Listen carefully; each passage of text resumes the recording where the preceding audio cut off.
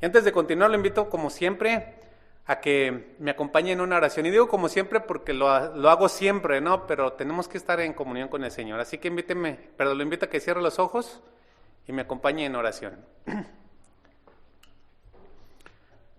Gracias, Padre Celestial. Gracias, Señor, porque hasta aquí, hasta este día, Señor, hasta este momento, tú nos has cuidado, tú nos has protegido, nos has librado, Señor, de todo mal, a pesar de nosotros mismos, Señor. Y aquí estamos, Señor, que tú nos das siempre esa oportunidad, esas nuevas oportunidades cada día. Gracias por darnos estos momentos, Señor, para aprender de tu palabra. Gracias por habernos permitido estar aquí. Y te pedimos por todos nuestros hermanos que están en sus casas, Señor, que los bendigas, que seas con ellos y que por alguna razón pues han decidido no venir hoy. Bendícelos, Señor, donde quiera que se encuentren ellos. Danos ese denuedo, esas ganas, Señor, de aprender de tu palabra y que la podamos atesorar. Te damos gracias, Padre, en el nombre de tu Hijo, nuestro Señor y Salvador Jesucristo. Amén. Y bueno, pues esta es la enseñanza número 71 de nuestra serie en Palabras de Jesús y lleva por título Negando a Jesús. Negando a Jesús. Vaya por favor a Lucas 22:54.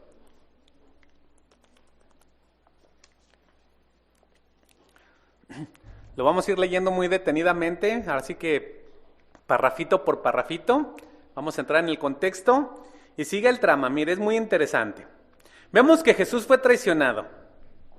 Fue entregado de una manera cobarde y con un acto de amistad. ¿Por qué? Porque Jesús fue entregado con un beso. Y ahora sus enemigos estaban felices. Por fin lo tenían en sus manos. Tanto tiempo queriéndolo atrapar y no podían. Y lo atraparon, se lo llevaron sin ningún cargo. Él fue injustamente arrestado. Verso 54 de Lucas 22 dice, y prendiéndole, le llevaron y le condujeron a casa del sumo sacerdote. Mis hermanos, a pesar de que era la medianoche, llevaron a Jesús de inmediato a la residencia del sumo sacerdote. La pregunta es, ¿por qué? ¿Cuál era la urgencia? Ellos, si querían, podían llevarlo a una celda, a un calabozo y esperar a que pasaran las festividades porque estaban en la Pascua y después ya con tiempo ver qué hacían con Jesús. De hecho, eso era lo correcto, haberse esperado, pero no lo hicieron así. ¿Por qué razón? Bueno, la razón es que los líderes religiosos anhelaban que se cumpliera la ejecución de Jesús antes del día de reposo, antes del sábado. Eso era lo que ellos querían. Ellos querían desaparecer a Jesús esa misma noche, a como diera lugar. Querían matarlo para seguir con la celebración de la Pascua, ¿cómo ve? Y poder presentarse ante las personas como servidores de Dios. ¡Qué maldad! ¡Qué hipocresía! ¡Qué corazón tan duro! Son como esos pseudopastores que andan por ahí haciendo de las suyas, transando y haciendo de más, y luego llegan a la iglesia a ministrar. ¡Qué lástima!, ¿verdad? Así estaban estos hombres perversos. Ahora ellos también sabían que si solamente encerraban a Jesús en un calabozo, cabía la posibilidad de que el pueblo intentara liberarlo, es decir, que se enteraran de que Jesús estaba preso y se armara una gresca e intentaran todos hacer una revolución y sacarlo de la cárcel. Es por eso que con premura lo llevaron a la casa del sumo sacerdote. ¿Para qué? Para terminar con Jesús. Y dice ahí, continuamos leyendo, y Pedro le seguía de lejos, y esta parte le seguía es muy importante, de lejos, pero le seguía. Pero ¿cómo es que le seguía de lejos? Mire, primero le había dicho a Jesús, Señor, estoy dispuesto a ir contigo no solo a la cárcel, sino también a la muerte. Ahora, qué fácil es hablar, ¿verdad? Pero qué difícil es cumplir. Muchas veces decimos, Señor, yo haré esto por ti, Señor, yo te serviré, Señor, y a la hora de la hora, todo cambia. Ahora, ciertamente Pedro amaba al Señor, pero él no era tan valiente como pensaba. Su confianza estaba en él mismo. Por eso cuando llegó la prueba, pues salió huyendo junto con todos los demás. Y dejó a Jesús a su suerte, salió huyendo. Ahora él estaba escondido entre las peñas y vio al grupo que custodiaba a Jesús, que iban con antorchas en mano, bajando ahí el monte de los olivos, y decidió ir tras la muchedumbre. ¿Cómo? Siguiéndolo de lejos. Y una vez en la ciudad, de alguna forma, se introdujo hasta el patio de la casa del sumo sacerdote, verso 55 ahí de Lucas 22. Dice, y habiendo ellos encendido fuego en medio del patio, se sentaron alrededor. Mire, la residencia del sumo sacerdote, según los historiadores, era un palacio con muros exteriores muy grande, quedaba un patio donde quedaban ahí los siervos y también estaban los soldados y ellos buscaban calentarse alrededor del fuego. Y por el contexto vemos que pues la noche era fría, ¿no? O sea, ¿para qué buscas calentarte si no hace frío? Y Pedro estaba sufriendo los estragos del frío, así que él buscó mezclarse sin ser descubierto. Él intentó calentarse también. Dice, y Pedro se sentó también entre ellos. Verso 56. Pero una criada, al verle sentado al fuego, se fijó en él y dijo, también éste estaba con él. Lo identificó. Rápidamente lo vio ahí sentado al fuego y lo identificó. Pero mira qué sucedió en el verso 57. Pero él lo negó diciendo, mujer, no lo conozco. ¿Se imagina? Pedro le había dicho, hasta la muerte iré contigo, Señor, y ahora le dice, no lo conozco. Ahora vaya susto para Pedro. Mire, él estaba recuperando el calor. Tal vez él tenía la mirada perdida, estaba ahí pensando en lo que había hecho de manera incorrecta, tratando de entender la situación, y él fue tomado por sorpresa. No esperaba que alguien lo identificara tan fácilmente, y menos que lo delatara tan fácilmente. Así que rápidamente, para liberarse de la situación, lanzó la primera negación, una mentira. ¿Y cómo actuamos usted y yo cuando nos agarran en curva? ¿A poco no actuamos igual que Pedro y a veces mentimos para salir de la situación? A veces así actuamos como Pedro. Se nos hace fácil y podemos decir, es que esto, es que el otro, es que me pasó esto, etcétera, etcétera, y mentimos. Pedro exclamó, no lo conozco, no sé lo que dices, mujer. Mire, muy seguramente Pedro se levantó y se alejó de la fogata. ¿Y sabe por qué? Porque no quería que su rostro fuera identificado. Ahora esconderse era algo complicado. Mire, miles de personas habían visto a Jesús, pero obviamente miles de personas habían visto también a Pedro y a los demás discípulos. Lo habían estado checando. Mire, Pedro junto con los otros discípulos estuvo toda la semana entrando y saliendo al templo, yendo al Monte de los Olivos, pasando por la ciudad todos los días. Entonces esto de tratar de esconderse, pues era como tapar el sol con un dedo, ¿no? Lo identificaban. ¿Y qué cree? A los cristianos nos identifican. Y cuando nos equivocamos nos dicen, pues no, que muy cristiano. Así nos tienen bien identificaditos. Verso 58 de Lucas 22. Un poco tiempo después, viéndole otro, ya vieron, se dieron cuenta, todo el mundo lo conocía, dijo, tú también eres de ellos. Y Pedro dijo, hombre, no lo soy. Que no lo soy, sabe. Ahora es evidente que dentro de Pedro había una lucha en su interior. Él no sabía qué hacer. Y mire, ya no estaba tampoco ahí Jesús para defenderlo. Y lo más importante, no tenía la guía de Dios. ¿Por qué? Porque se le pasó orar. Así que nuevamente fue sorprendido por las circunstancias y nuevamente mintió. Y dijo, me confunden, no soy yo. Y como el patio era muy grande, pues se fue a otro lugar del patio. Y ahí se quedó escondido entre las sombras. Él veía de lejos un injusto juicio que se estaba llevando. Tal vez él anhelaba en su corazón irse, pero algo se lo impedía. Puede ser que ese apego hacia Jesús era lo que se lo impedía, pero no sabía qué hacer. Verso 59.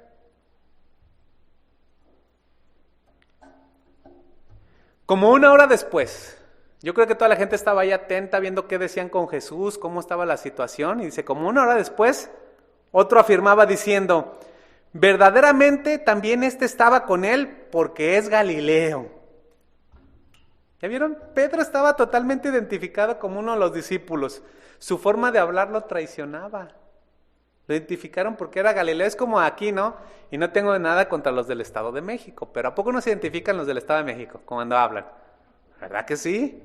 Entonces se identifica la forma cantadita de hablar y los de otros lados del norte de la República, etcétera, etcétera. Así lo identificaron a él. Y mire, en Juan 18:26, no lo busque, yo se le leo.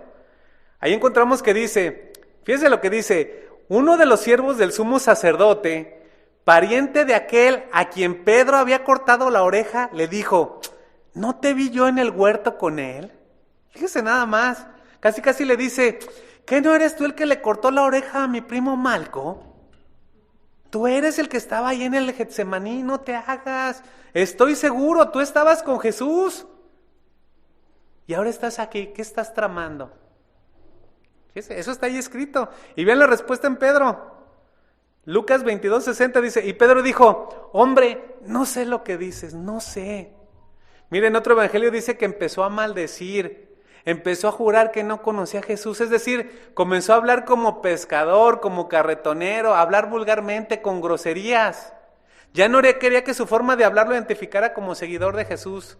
Y mire, yo conozco a algunos que se dicen hermanos, y esto es algo de verdad lamentable, que cuando están con otras personas, pues ya ven cómo hablan todas las otras personas, ¿no? De manera muy florida.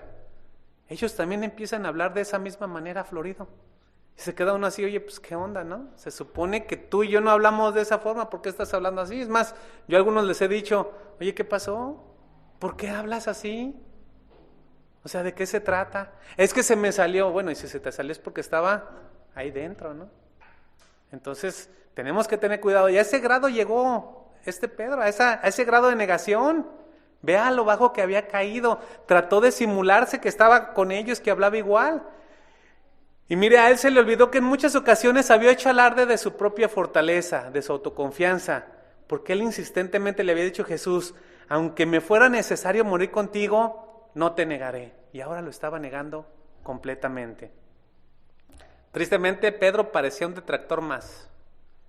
Él fue incapaz de resistir la tentación de negarlo. Y dice el verso 60 ahí mismo, y enseguida, mientras él todavía hablaba, el gallo cantó. Mire, Pedro no le hizo caso a las palabras de Jesús. Él ignoró de manera deliberada la instrucción, orad que no entréis en tentación. En vez de eso se durmió. Se durmió cuando tenía que estar orando y velando. Se durmió en que Jesús le insistió a él y a los demás que oraran, que buscaran fortaleza y dirección del Padre, pero no lo hicieron. Él se sobrevaloró. El querer hacer las cosas a su manera, en sus propias fuerzas, lo llevaron a tratar de mantenerse en una apariencia de ser el más valiente. Cuando él atacó a Malco, era lo que él quería aparentar, que él era el más valiente, que él quería sacrificarse incluso por Jesús, pero no era verdad. Cuando la crisis llegó, cuando la tentación tocó la puerta, simplemente no dio la talla.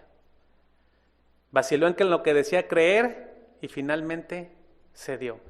Así que mis hermanos, debemos de tener cuidado de no alardear, porque el que nos sostiene es el Señor, no nosotros. Si queremos sostenernos en nuestras fuerzas, créame que vamos a caer. Verso 61 de Lucas 22 dice, entonces, vuelto el Señor, miró a Pedro, y Pedro se acordó de la palabra del Señor que le había dicho, antes que el gallo cante me negarás 3 veces. 3 veces. Las palabras de Jesús se cumplieron al pie de la letra, no faltó ninguna. Y mire, no me puedo ni imaginar cómo se sintió Pedro al ser observado por Jesús. ¿Cómo se siente usted cuando es descubierto en su pecado o en su fechoría? Y eso que lo descubre un amigo, o su esposa, o su familiar, o su hijo. ¿Cómo se siente? Mal, ¿verdad? Ahora imagínese la mirada de Jesús. Pero mire, yo imagino la mirada de Jesús viendo a Pedro con amor, con compasión. Él no lo estaba rechazando. Le estaba dando otra oportunidad, pero muy seguramente Pedro, al reconocer lo que él había hecho, sintió la mirada de Jesús como una amonestación. Pedro lo sintió como un regaño. Y esta es una lección muy, muy fuerte, y sinceramente debemos de tomarla para nosotros. Así que mis hermanos, no olvidemos que nuestras fuerzas jamás, jamás podremos hacer la obra del Señor. No podremos. Jamás podremos mantenernos fieles ni ser íntegros si confiamos en nosotros. No podremos ser veraces si confiamos en nosotros. En nuestras fuerzas, mis hermanos, al igual que en Pedro, seremos un fracaso, aunque digamos, Señor, yo te seguiré. Es por eso que debemos de orar, buscar estar en comunión con el Padre y que su Espíritu Santo nos guíe. Para eso nos fue enviado su Espíritu Santo, para que nos redarguya y cada vez que cometamos el error y nos empecemos a desviar, el Espíritu Santo nos corrija, nos diga, ¿a dónde vas? Nos fortalezca. Busquemos permanecer en la vid, porque ¿qué dijo el Señor? Separados de mí, nada podéis hacer, ¿verdad? Verso 62 de Lucas 22. Y Pedro Saliendo fuera, lloró amargamente. Híjole, qué situación tan difícil. ¿Quién ha llorado por reconocer su pecado? Mire, Pedro finalmente se desmoronó. Su carácter, su falta de integridad, su humanidad, sus carencias fueron evidenciadas. En cuanto el gallo cantó, abandonó el lugar y lloró amargamente. ¿Por qué? Porque Pedro se topó de frente con las palabras de Jesús. De frente. Arrepentido al darse cuenta de lo que realmente era él, un pecador, de la traición que acababa de hacer, pidió perdón a gritos. Él había negado a su maestro, a su amigo, a su Señor. Lo había negado. Pero también se dio cuenta de que no había dejado de amar a Jesús. Y esto es muy importante. Por eso le dolió tanto lo que hizo, porque seguía amando al Señor. Y esta es una difícil situación, mis hermanos, porque el que cree estar firme, mire que no caiga. Pedro creyó que podría con cualquier cosa, que enfrentaría fácilmente cualquier situación, pero no fue así. Llegó el momento en el que tocó fondo. Jesús predijo a detalle lo que pasaría palabra por palabra, pero también le dijo: Pedro, he orado por ti para que tu fe no falte. ¿Lo recuerdan? Para que tu fe no falte. Que tengas la suficiente fe para continuar, Pedro, para perseverar. Y una vez vuelto, confirma a tus hermanos. Es por eso que cuando Pedro por fin reconoció su error, su pecado, su traición, su necedad, su bajeza, se arrepintió. Y cuando él se arrepintió, llegó la gracia, la misericordia, la compasión, el amor, el perdón de Dios. Y ahí le mostró a Pedro que su fe no le había fallado por completo, porque aunque era poca fe, era real. Le alcanzó para lo necesario, para lo mínimo indispensable, para arrepentirse. ¿Qué más queremos, mis hermanos? Yo creo que los que estamos aquí, para eso nos ha alcanzado la fe, ¿no? Para arrepentirnos. Y de ahí para adelante, para reconocer lo que había hecho y pedir perdón. Y yo creo que la mayoría de los cristianos nos identificamos con Pedro, al menos yo sí. ¿Por qué? Porque continuamente fallamos, todos los días. Pero debemos de darle gracias a Dios por su misericordia y por las oportunidades que día con día, a pesar de usted y a pesar de mí, el Señor nos da.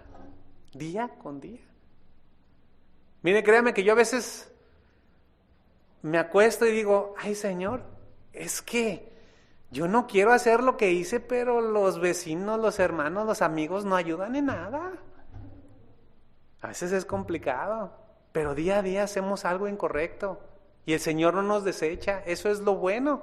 Y a veces nosotros somos buenos para desechar a los demás porque se equivocan una vez. No debemos de actuar de manera tan tajante, porque al igual que Pedro, mis hermanos, aún tenemos muchas lecciones por aprender, muchas lecciones. Y bueno, pues vamos a dejar ahí a Pedro, vamos a lo que sigue. Según los historiadores, el sistema judicial de los judíos era un ejemplo de legalidad y de orden. No era como la ley actual en nuestro gobierno, no. Este era un sistema de justicia con elevados principios de imparcialidad y de moralidad. Teóricamente, el sistema judicial de los judíos era muy eficiente. Trataban de todas formas de encontrar la verdad y también de condenar justamente. Y cuando condenaban, impartían la justicia con rigor, es decir, a rajatabla, lo que fuera, pero se aplicaba la ley. Y usted lo puede encontrar eso ahí en la historia. Pero curiosamente, en el caso de Jesús, en el juicio más importante de la historia, todo se hizo fuera de la ley y en total ilegalidad. Pedro era lo que estaba viendo, un injusto juicio cuando él estaba ahí. Pero era tanto el deseo de acabar con Jesús que se puede decir que lo arrestaron sin una orden de aprehensión. De hecho, no tenían una razón real por la cual lo apresaron. La única razón que tenían era su odio y su rechazo hacia el Señor. ¿Por qué? Porque Jesús no había hecho nada que justificara un arresto, se lo estaban llevando injustamente. Además, en vez de llevarlo al templo, como debería ser un juicio verdadero de ese tiempo, con el sumo sacerdote al mando, con el Sanedrín, con los testigos y con la defensa, como debe de ser, etcétera, etcétera, lo llevaron a la casa de Anás. Si recuerdan, cuando empezamos a leer los versículos dice, y lo llevaron a la casa del sumo sacerdote. Y ahí empezó el falso procedimiento. Mire, en Juan 18:12 Dice lo siguiente: entonces la compañía de soldados, el tribuno y los alguaciles de los judíos prendieron a Jesús y le ataron. Y le llevaron primeramente a Anás. Vaya poniendo atención en la historia. Le llevaron primeramente a Anás porque era suegro de Caifás, que era sumo sacerdote aquel año. Era Caifás el que había dado consejo a los judíos de que convenía que un solo hombre muriese por el pueblo. Es decir, este era el autor intelectual de la muerte de Jesús, y eso ya lo estudiamos. Y aquí surge la pregunta: ¿por qué lo llevaron primero a la casa de Anás? ¿Por qué? Si él ya no era el sumo sacerdote, él ya no tenía cargo oficial, legalmente él no era nadie, teóricamente no tenía autoridad, ¿por qué lo llevaron ahí? La respuesta es muy sencilla. Mire, aunque él legalmente no era nadie, él aún ejercía influencia sobre todo el Sanedrín. En otras palabras, él era el poder detrás del poder. Eso era lo que era Anás. Anás seguramente controlaba los negocios del templo. Él controlaba a los cambistas que robaban a manos llenas por el tipo de cambio. Son como estas casas de cambio que compran el dólar en 15 y lo venden en 22. Pues algo así era. ¿Sí sabían que no podían dejar cualquier ofrenda? Que tenían que intercambiar la moneda para poder darla. Para eso estaban ahí los cambistas. También Anás era el que controlaba la venta de animales, esos que se iban a sacrificar. Y curiosamente solamente permitían el sacrificio de los animales que se vendían allá adentro. ¿Y cómo creen que los vendían? ¿Baratos? Entonces era un negociazo, era una tranza por todos lados. Así que cualquier parecido a la corrupción actual es mera coincidencia, es mera coincidencia. Por lo tanto, Anás odiaba a Jesús, lo detestaba, le caía mal. ¿Por qué? Porque él había sido exhibido como un falso hipócrita religioso. Además, Jesús había agredido sus negocios.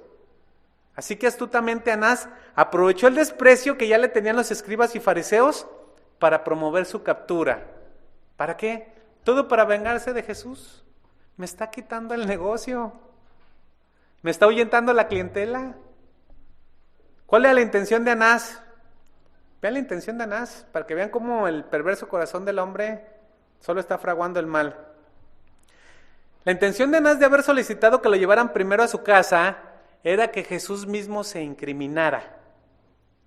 Es decir, querían forzarlo a que aceptara los cargos delante de muchas personas. ¿Para qué? Para que procediera a la condena de una manera más rápida.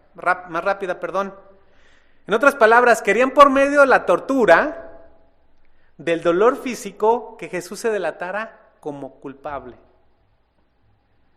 Lucas 22:63 dice, fíjese, ahí está. Y los hombres que custodiaban a Jesús burlándose de él y le golpeaban. Es decir, le estaban dando, como decimos aquí en México, una sabrosa. Estaban dando duro. Verso 64, y vendándole los ojos, le golpeaban el rostro y le preguntaban diciendo, profetiza, ¿quién es el que te golpeó? Vean la humillación, la burla que estaban ejerciendo. Burla, humillación, golpes, dolor físico, terror psicológico, todo aplicado a la tortura. Era lo que estaban haciendo, torturarlo. Y mira, esta práctica vil sigue vigente hasta nuestros días. Y aunque está prohibida por todas las leyes del mundo, la siguen usando para cerrar casos de manera express y que los inocentes se incriminen. Y mire, se incriminan porque se incriminan. En una ocasión, yo fui a visitar el Cerezo, fui por una cuestión deportiva. Y ahí me encontré a muchos conocidos. Dije, ándale, ¿entre quién ando yo? ¿Entre quién andaba? ¿Con quién me junto? Bueno, pues ahí vi a varios conocidos, pero no todos eran culpables. Algunos los incriminaron y los obligaron a que se declararan culpables. ¿Por qué? Porque así cierran casos, ¿no? El que sigue y el que sigue. Otros sí eran culpables. Pero pues hasta la fecha se sigue haciendo eso que hicieron con Jesús. Verso 65. Y decían otras muchas cosas injuriándole. Sin embargo, el maltrato que estaba recibiendo Jesús no los tomó por sorpresa. Ustedes pueden saber eso. ¿Por qué? Porque en su omnisciencia Jesús sabía lo que venía sobre él. Él mismo lo había profetizado. Simplemente sus palabras estaban cumpliendo al pie de la letra. En Lucas 18:31, Jesús les había dicho a sus discípulos, he aquí subimos a Jerusalén y se cumplirán todas las cosas escritas por los profetas acerca del Hijo del Hombre. pues será entregado a los gentiles y será escarnecido y afrentado y escupido. Mira, escupir a alguien era el mayor de los desprecios, era lo peor. Y después de que le hayan azotado, le matarán, mas al tercer día resucitará. Entonces todo esto que le estaba pasando a Jesús no lo tomó por sorpresa, él ya sabía que venía sobre él. Dice en Lucas 18:34, pero ellos nada comprendieron. Los discípulos no entendieron nada. Y esta palabra les era encubierta y no entendía lo que el Señor les decía.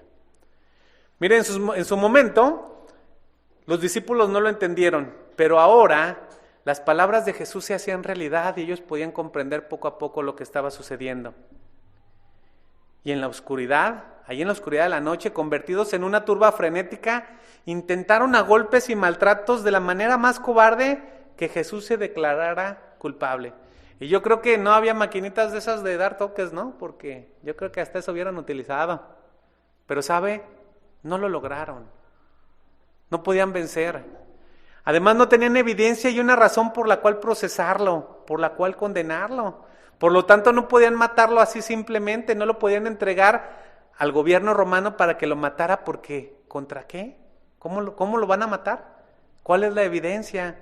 Ellos necesitaban justificar su fechoría, así que tuvieron que esperar hasta la mañana, hasta el siguiente día, y ya era el día viernes. Ahora, cuando usted y yo pecamos, ¿qué intentamos de hacer? Pues cubrir nuestra fechoría con algo que parezca lógico, ¿no? Tener una coartada. ¿A poco no? Y nos las ingeniamos para buscar la manera de cubrir eso que hicimos. Así estaban estos hombres. Lucas 22:66. Ya estamos en el día viernes. Cuando era de día, se juntaron los ancianos del pueblo, los principales sacerdotes y los escribas, y le trajeron al concilio. Entonces a ese arresto injustificado, a ese maltrato físico y moral, ahora estaban intentando darle un sentido de legitimidad. Es decir, estaban aparentando guardar el debido estado de derecho. ¿Has escuchado esas palabras en las noticias? Es que estamos guardando el debido estado de derecho. ¿En serio? Así querían hacer ellos. Estaban aparentando que seguían las normas establecidas. Pero mire, a toda prisa, al día siguiente, después de haber golpeado a Jesús, se juntaron los líderes del concilio. Pero todo era una farsa, puro teatro, más hipocresía.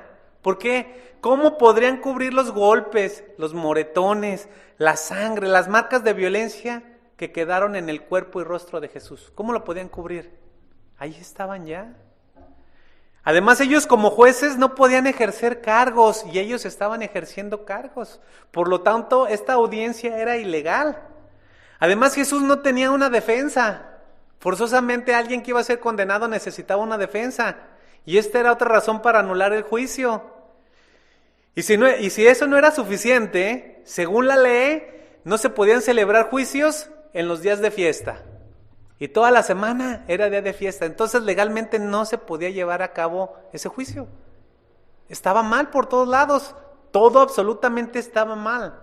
Pero su afán homicida era tan fuerte. Estos religiosos que decían representar a Dios infringieron todas las normas. Violaron todos los estándares de justicia que caracterizaba la ley judía. Es decir, literalmente se brincaron todo. Y se hicieron de muchos millones, ¿verdad? Mis hermanos, el pecado y la maldad siempre van a llevar a más maldad y a más pecado. No hay de otra. Una persona que hace maldad va a caer en más maldad. Esta es una espiral descendente de perversión. Este es un estado decadente del hombre cuando llega al extremo de ya no respetar nada. Usted dígame, ¿qué va a respetar una persona que ya ha hecho de todo? ¿Qué le importa? Nada. Sin un antecedente, literalmente arremetieron contra Jesús, verso 67 de Lucas 22. Sin nada, en un juicio ilegal le dijeron así directamente: ¿eres tú el Cristo? Dínoslo. Y él les dijo: si os lo dijere, no creeréis. Aquí están las palabras de Jesús. Si yo se los digo, no van a creer. Mire, y estas palabras de Jesús eran simplemente un recordatorio. ¿Por qué? Porque Jesús lo había dicho ya en infinidad de ocasiones. Yo soy el Hijo de Dios, yo soy el Hijo del hombre, vengo de parte de Dios, etcétera, etcétera. Pero ellos ni le creían ni querían creerle. Verso 68, y les dice Jesús, y también si os preguntare, no me responderéis, ni me soltaréis. Es decir, ¿qué caso tiene? Con estas palabras Jesús les dice, a ustedes no les interesa la verdad. No quieren saber de justicia, mucho menos de evidencia o legalidad. Y si yo les pregunto algo, ustedes no me van a responder. Y diga lo que diga, ustedes no me soltarán. ¿Qué caso tiene? Sin embargo, Jesús agrega, y esta parte es muy interesante, verso 69, pero desde ahora el Hijo del Hombre se sentará a la diestra del poder de Dios. El Hijo del Hombre. Aquí Jesús habla de sí mismo en tercera persona y dice, el Hijo del Hombre. Ustedes y yo ya estudiamos esta sección. Y esta definición es un título que expresa la exclusiva y original unidad de Él con el Padre. Y Él está haciendo alusión a Daniel 7:13 que dice, este era un texto conocido por todos los religiosos, dice en Daniel 7:12 y 13, miraba yo en la visión de noche, y he aquí con las nubes del cielo venía uno como hijo de hombre, que vino hasta el anciano de días, y le hicieron acercarse delante de él. Y le fue dado dominio, gloria y reino, para que todos los pueblos, naciones y lenguas le sirvieran. Su dominio es dominio eterno que nunca pasará, y su reino uno que no será destruido. Es decir, que el Hijo del Hombre recibiría el lugar más exaltado. Y esta alusión no la podían pasar por alto estos hombres que buscaban lo más mínimo para incriminarlo. Lo más mínimo. Así que rápidamente dijeron, verso 70 de Lucas 22, dijeron todos, ¿luego eres tú el Hijo de Dios? Eso es lo que estaba diciendo Jesús. ¿Luego eres tú el Hijo de Dios? Y les contesta Jesús, vosotros decís que lo soy. Ustedes lo están diciendo, lo soy. Mire, Jesús no manifestó en ese momento que Él era el Hijo de Dios, así abiertamente, pero simplemente era lo que era. Respondió con un sí a la pregunta del sumo sacerdote, vosotros decís que lo soy. ¿Por qué? Porque lo soy. Jesús se identificó con Dios al usar un título familiar, un título que se halla en el Antiguo Testamento. Utilizó la frase, yo soy. Eso significaba el Señor. El sumo sacerdote reconoció esta declaración de Jesús y ahí dijo, ya lo agarramos, blasfemia. Verso 71 de Lucas 22. Entonces ellos dijeron, ¿qué más testimonio necesitamos? ¿Qué más testimonio? Porque nosotros mismos lo hemos oído de su boca.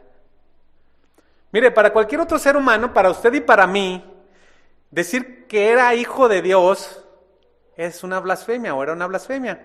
Pero en este caso no era una blasfemia porque era verdad. Él sí era el Hijo de Dios. Pero ellos no lo quisieron ver. Porque desde el principio ellos hicieron caso omiso a las señales. Mire, ellos vieron milagros. Ellos vieron evidencias, tuvieron pruebas en sus manos. Pero aún así no reconocieron su doctrina. Ellos no quisieron las evidencias de que Jesús era quien Él decía ser. No las quisieron. Desde su perspectiva, los líderes judíos ya tenían la evidencia que necesitaban, cómo arrestarlo. Así que estos hombres, los ancianos del pueblo, los principales sacerdotes, los escribas y fariseos, los del concilio, todos participaron injusta e ilegalmente. Todos estaban condenando a Jesús, todos. Y con esto nos vamos hacia el final. Todos lo condenaron injustamente. Sin embargo, al condenar ellos a Jesús, estaban condenando a sí mismos. A sí mismos. Sus intereses temporales, sus deseos de tener recursos, de tener el control, de seguir con el poder, estuvieron por encima de la verdad y la justicia. Y ellos, estos hombres, en su maldad, serán juzgados por aquel que juzga justamente. Llegará el día del juicio final en que serán juzgados esos hombres. ¿Y sabe? Serán condenados al infierno por no haber creído. Simplemente por no haber creído. Y lo mismo pasará con todo aquel que le niegue, con todo aquel que no cree en Jesús como Hijo de Dios, como Señor y Salvador. ¿Por qué? Porque el que cree en Jesús no es condenado, pero el que no cree ya ha sido condenado porque no ha creído en el nombre del unigénito Hijo de Dios. Amén. Vamos a orar.